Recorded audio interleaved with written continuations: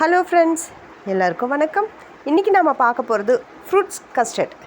இப்போது நான் ஆப்பிள், மாதுளம்பழம், வாழைப்பழம், கிரேப்ஸ், இப்போ நம்ம எல்லா ஃப்ரூட்ஸுமே எடுத்துருக்கோம். இப்போ இது எல்லாமே பொடி பொடியாக நம்ம கட் பண்ணி எடுத்துக்கலாம்.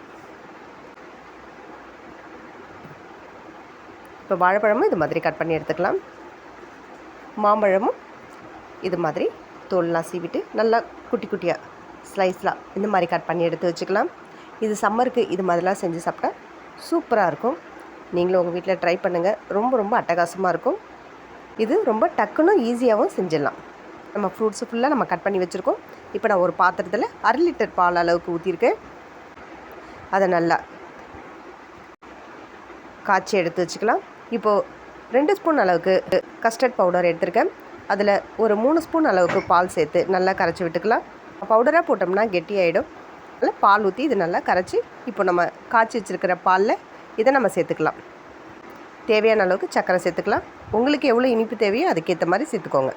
இப்போ இது நல்லா கொதிக்கட்டும். இங்கே பாருங்கள், நல்லா திக்காகிடுச்சு. இதை இறக்கி வச்சிடலாம். இப்போ நம்ம கட் பண்ணி வச்சுருக்கிற எல்லா ஃப்ரூட்ஸுமே இதில் சேர்த்துக்கலாம். எல்லா ஃப்ரூட்ஸுமே நல்லா சேர்த்து நல்லா கலக்கிட்டு நல்லா ஃப்ரிட்ஜில் வச்சு சாப்பிட்டா ரொம்ப சூப்பராக இருக்குங்க. நீங்களும் உங்கள் வீட்டில் ட்ரை பண்ணுங்கள். தேங்க்யூ.